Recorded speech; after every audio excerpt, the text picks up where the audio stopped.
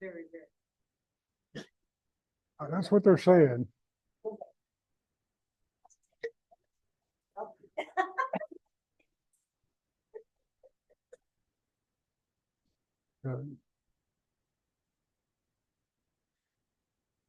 Damn, it worked. I think it's working. So, hey, everybody online can hear me okay? And how do I advance? There you go. Forward and Just backward. That's even for, working. all right. What a thank you, Clark. Yeah, I appreciate it. All right. I'll make sure I'll check online. Wow. That was a bit of a struggle to get to here. So I'm going to assume that y'all live here in Colorado Springs. So you know what Colorado winter can look like even at this low elevation. This is a dog that used to be with me, Jake. We were up on Monarch Pass doing a little backcountry skiing a few years ago. And so that was in January. So this is kind of what winter can look like here. And then you go down to the Texas coast. And I tell people, I think Jake thought the sand was just like snow, except a little warmer. Because he really loved it. And he's a Bernese. So, you know, they're not a sand dog, they're a mountain dog, for crying out loud. But he had a great time down there. Loved the water, just a great fella. So this is St. Charles Bay on the Texas coast near the town of Rockport. Most of what we'll cover tonight is primarily east of Corpus Christi. Everybody has an idea of where Corpus Christi is. So you got San Antonio up here. You take, I think it's Interstate 35, nearly run you right down to Corpus Christi in about 2 to 3 hours. Everything is to the right, or majority of it is to the east of that. A couple of things before we get too far along. That actually, if you can turn the back one off, that might help a little bit. But so I'm a photographer. I run Little Wing Photo, and I look at things as a photographer does. As we go through these different images, if there's anyone, if you want to know a little more about the photograph and how I was able to capture that particular image, I can share that with people as we go along, particularly on those that required a little different technique than just pointing the camera and shooting. It required a little bit more thought or perhaps more technology. The other thing is, you look at these images, try to pay attention to where your eye goes through in that image. Where does it go first? And that's an important feature in photography, is if you can kind of lead that eye either directly to the subject or kind of through the image itself. Birds, not much going through them. It's more, where's the bird at in all of this? And it kind of helps direct your mind and your eyes visually a little bit. I'm sorry? So I'll try to explain a few things that are a little out of the ordinary as we go along. So we start, my wife and I, we've been doing this trip for 5 or 6 years now. Used to be we'd do it in January, and then it's too cold, even in Texas. They'd have some bad snowstorms and ice storms. We couldn't find diesel, and it's like, this sucks. So we started going more towards mid-December. So we'll leave the Springs, go down to Monte Vista National Wildlife Refuge. We camp down there. This is all a camping trip. We don't stay at hotels or B&Bs or any of that. And then down to Socorro, New Mexico, which is where Bosque de Apache is, the wildlife refuge down there. You'll see cranes there. In the El Paso area, you can camp at Franklin Mountain State Park, Hueco Tanks State Historic Park, and in my guidebook there, the Oregon Mountains on the other side of the pass that goes to White Sands is a campground called Aguiar Springs. From there, you go to Davis Mountains State Park. From there, down to the town of Junction and South Llano River State Park. And from there, you can get down to the Rockport, Goose Island State Park area pretty easily. All these represent about a day's drive for each. I don't like to drive, so when I get up to 4, maybe 5 hours of driving, that's kind of it. I'm done. I don't need to do any more. So those are all easy day drives if you're looking to drive. Otherwise, I'd fly to Corpus Christi or San Antonio, rent a car, rent a place to stay, tool around as you need to. So we're in Bosque. Lots of sandhill cranes there in the winter. It's a great place to go to see them in the winter months. They go out after they wake up at their roost in the morning. They go out and feed. Some of them go out and feed all day. And they eat a lot of grains, a lot of dry food. So when they come back to their roosting area, the absolute first thing they're doing is getting a drink of water. So if you know that part of their behavior, you can sort of anticipate it and maybe get a shot that's a little different, a little more interesting. I had never realized there was that green on their feathers of a roadrunner. I guess all the shots I took previously, the light wasn't shining in the same direction, so it didn't stand out. Somewhere there's a goose that's in focus. This is really hard.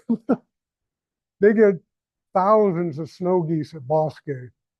Great place to see them. So what's this? What do we got here? Well, I know it's a shrike. You got loggerhead or northern? Loggerhead, okay. That's a safe bet, actually. So the way I captured this particular image, he was sitting perched on like a sunflower stalk or something. The light was perfect on him. It was coming from behind me. I'm sitting in my van.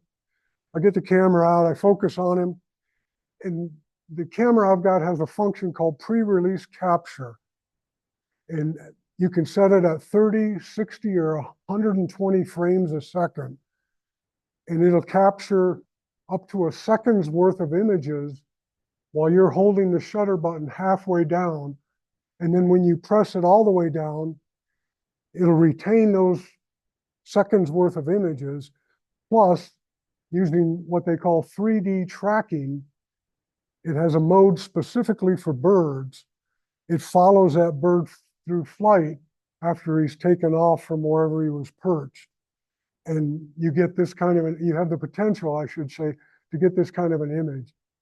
Previously, without that technology, I'd be looking to shoot a bird sitting on a branch. I'm waiting for him to fly off. I'm getting fatigued. Then he takes off, and I've got about a second or two lag. Oh, there he goes. And then I get a couple of shots, and he's like 10 feet from where he started. This is like, you'll see him perched, and you'll see him squat down, going through those frames, throwing his wings up, launching, and then continuing to fly. It's just phenomenal as a wildlife, a bird photographer, what that allows me to catch that I could never do before, because I was always behind the curve. And then you got a big lens and you're trying to find him in the sky, and it never works. Peachy down the front. Was that the light when you took it, or is that enhanced color? Oh, the light behind it? It's peachy, and I didn't know. Oh, no, that's all natural. Yeah. When I process my images, there's about 4 things I do with them. I'll crop them, because I typically do it at a 4:6 format. I'll adjust what are called levels, your highlights, your shadows, and your midtones. And actually, that's about it. If the image needs a little more, I might adjust, like pull out the shadows a bit more if it happens to be a bit too dark. I just don't do a lot with it. I'm not interested in that aspect of photography. I like taking pictures, taking photographs, and I like taking good pictures. So you don't have to spend a lot of time on the computer correcting what maybe you might have wanted to do in the field while that's right in front of you. Shoot JPEG or RAW? I shoot both JPEG and RAW. I do my editing in JPEG because it's faster. And then if I have an image that's exceptional, like this one, I'll keep the RAW file. Otherwise, all the other RAW files with the average or mediocre JPEGs, boop, in the trash, in the trash, in the trash. Because I'm not going to make a 16 by 20 or 20 by 30 print out of an average or mediocre image. Somebody might like this and want a larger print. So I want to keep that RAW file, which has way more data in it, in a much greater dynamic range to work with.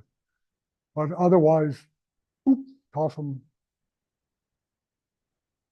So at Bosque again, you'll see coyotes around. I have known people that get very, very good photographs of bobcats. So we were just sitting by the boardwalk, if you've been down there before, on the South Loop, and a pair of coyotes came up the road, and I just sat there. I'm still in the van.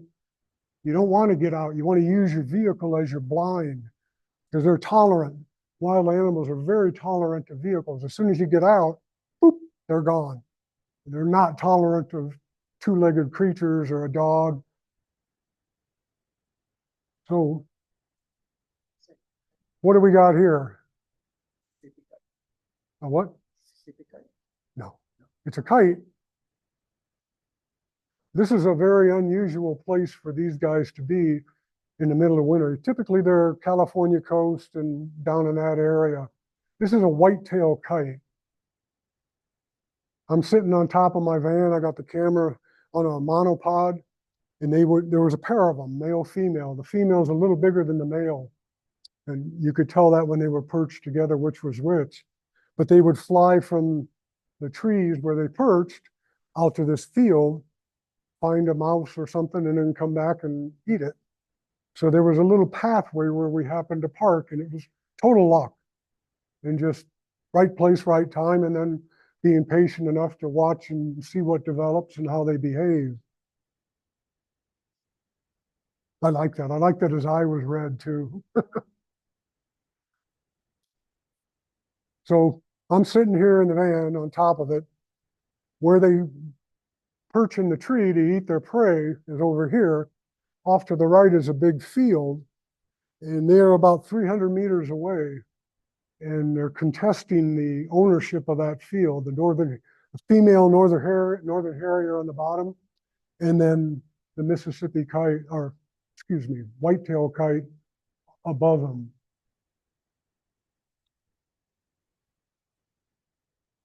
Anybody got a guess? I'm going to have to watch you because I think I remember you from before. But yes, you're absolutely right, sir.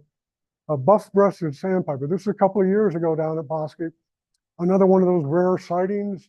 Word gets out on eBay or eBird rather, or some other means of communicating, and people go there to see these birds that they wouldn't have an opportunity to do so otherwise.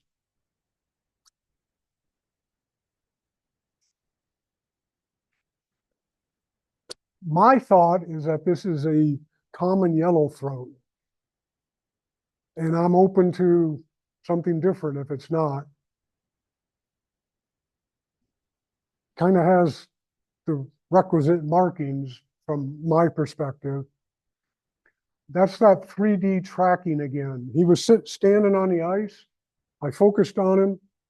He or she, I think it's a he, got up, started flying in my direction. And that 3D tracking, because it was set for birds, followed him all the way, staying in focus. It's a real game changer for bird photographers.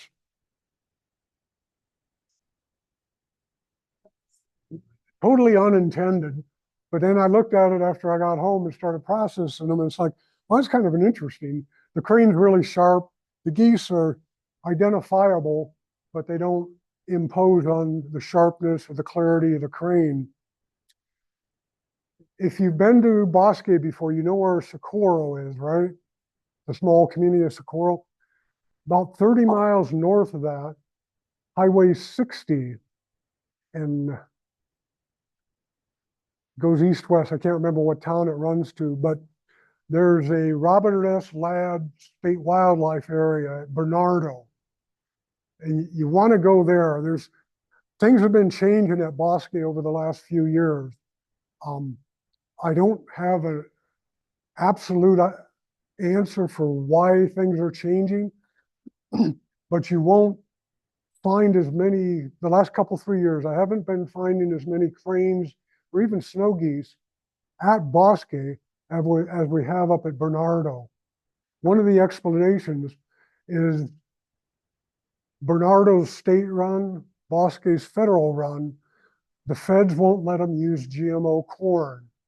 So they can't plant that in the fields at Bosque. The state says, hey, we're good. We don't mind. We don't care. We're not concerned with that.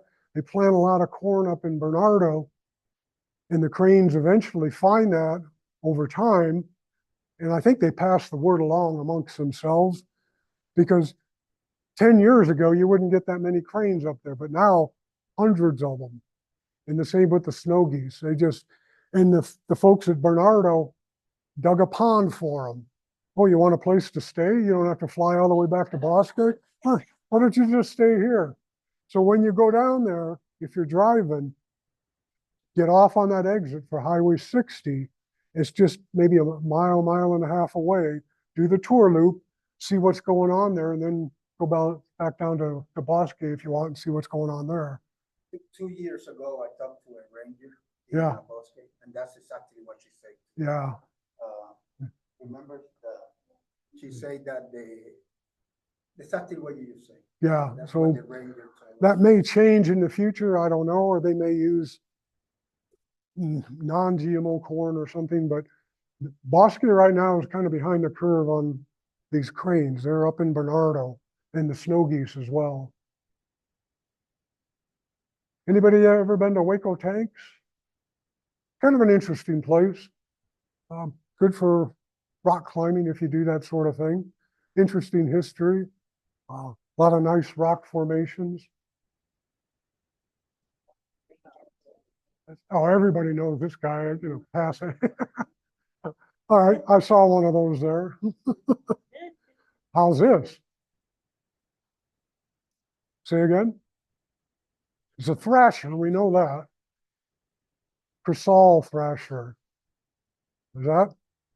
That little, it kind of shows up red here, but it's more of a rusty buff on the tail, distinguishes it from some of the other thrashers. My approach when we're camping is I smoke cigars. I drink coffee. I wake up in the morning, I make my coffee, get a cigar. I go sit someplace where I have a view of likely habitat, and I just wait. I wait for something to show up. And that's exactly what these two birds did at Hueco Tanks. And then you move slowly. You don't jump up and say, oh my God, look at that, because they'll fly off. All you'll get is a butt shot.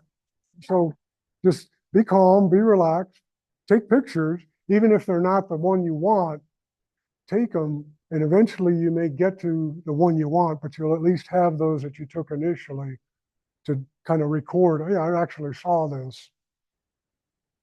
All right, here's one for you.